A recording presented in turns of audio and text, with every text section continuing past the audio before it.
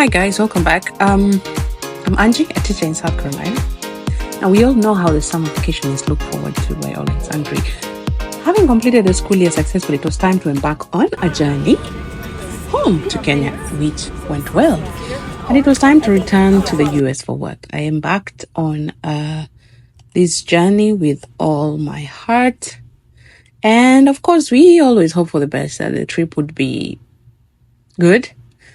But it was more of a slapstick farce. I mean, my adventure began on a calm Nairobi evening. The flight was meant to be a direct route. But life had other plans. I arrived at the airport 4 hours earlier, as was required for an international flight that day. It was on a Thursday. Went through the security checks, had my check-in bags wrapped. Now, we know July is a month with most travelers in most airports, apart from December. So it seemed, so other than the long lines of busy travelers, everything seemed normal until things took a turn for worse when it was my turn to check in. And I was told that the flight had been rescheduled to the next day in the morning at 8:35 from 11:35 the previous day, or that day. I tried to maintain my calm. After all, I'm an academician, educator, trained to handle crisis.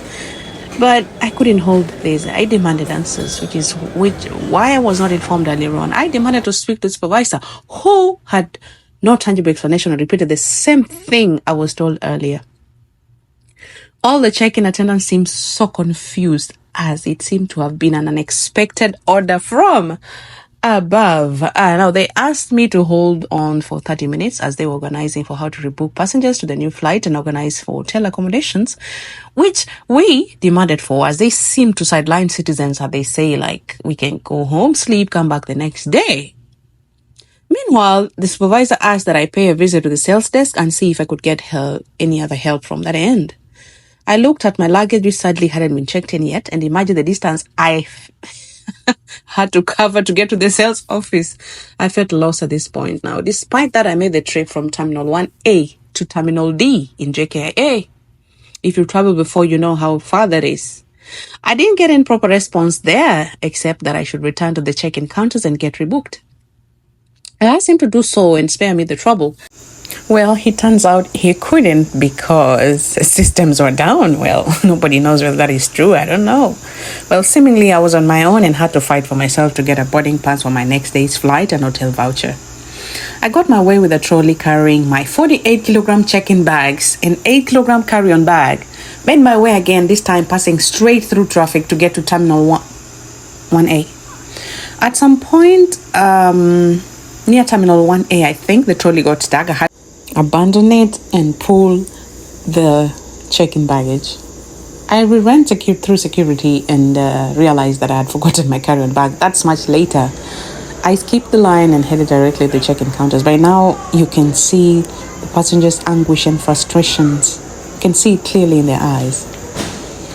And when I think at that moment, I was just trying to do what I can do. I mean, I phoned customer service right there, and they had no idea of the flight cancellations. They were like, I should go, am I at the airport? I should go and check in. My flight is at 11:35 p.m. And I'm like, what in the world is going on here? Anyways, so I get the boarding pass for the first leg of my journey, but the attendant refuses to get me the boarding pass for the connecting flight, citing systems issues. And the supervisor backs her up because I was adamant I needed my boarding pass for the connecting flight. This was one ticket. I mean, I deserve to get that, you know. So the supervisor backs her up, saying they'll issue it in the morning when the systems are up. And I'm like, what in the world is going on here? What is wrong with you? Why all this? You know, the frustration was just too much. And by this time, I am frustrated about my lost bag. I am frustrated about not getting the boarding pass for my connecting flight, though it was a different airline, but they issue it anyway because it's a partnership. And by this time, I'm like, look, first things first. So I was so fed up. The lady at the check-in counter who was attending to me was even confused than I am. She kept leaving her seat to go to another counter to confirm certain things, you know. And by this time, all I wanted to do is go find a missing bag. I needed her to check in my bags. That finally happened, and I was free to go find my bag. One attendant, her name was Vanessa, was so kind to me and asked and helped me search and ask around. But she asked me to go and ask in the lost and found desk, because she had, I think, stuff to do at the point where she was. And God bless her. I mean, she was a ray of hope amidst all that frustration and confusion. So as I was walking down to the security checkpoint at the entrance, the place where I recall having had my bag last, I see a man in a yellow coat approach me, and he had an ID in his hand, and he calls my name. And I'm like, yeah, it's me. And the ID he had was part of the stuff that was in my missing bag. I saw a glimmer of hope, and my eyes beamed with joy as I acknowledged that the bag was mine, and I had forgotten to pick it up as I was rushing to get checked in. Now, I've never been through this experience before. So this thing was just like messing up everything. Now, there was a security lady too at that point, at that place, at that time. And we were all happy that I got my stuff back. Now, in all this confusion, I lost track of time. By the time I was going to the line to get hotel accommodation vouchers, it was a few minutes to midnight.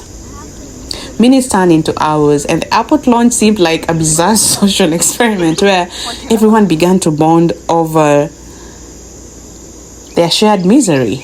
We had a group of tourists, seemingly students, and their teachers who were on the same, or who was on the same flight. They were seeking accommodation as well, and my name was put on their list. So we had to go outside to the check-in terminal to wait for the vans to take us to the designated hotel. And it's just, things just seem to just like turn from bad to worse. And I found myself discussing the demerits of various types of airlines. There was this man and his kids, and there was this young woman who was very passionate about traveling, you could tell.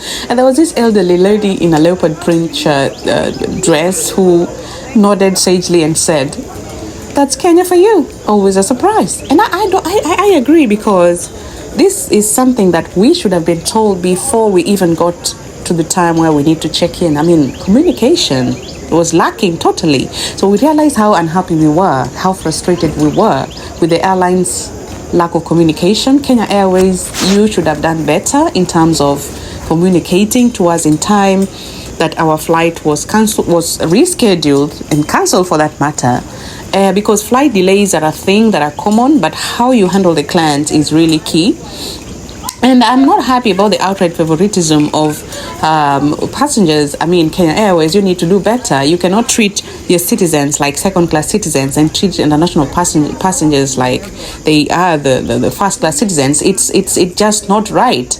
And the fact that you some of your staff are insinuating that we actually should go home, we are Kenyans, we should go. Even if I'm staying right at the door of the airport, I have a right to hotel accommodation. Come on, I paid for the flight too, just like others did.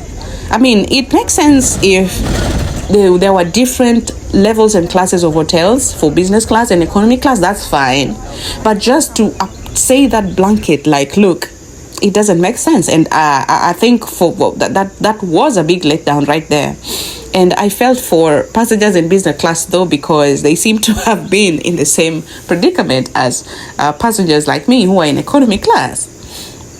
So it's like on an international scale, on that day, Thursday the 26th, we did in July 2024, we didn't do so well. We did not sell very well on that day. And minutes drifted into hours, and as the clock ticked by, the waiting was so long that we were waiting for the vans in the middle of the night. They were not coming, you know. So I'll share my experiences on this particular experience for the hotel in my next video. See you guys. Bye bye.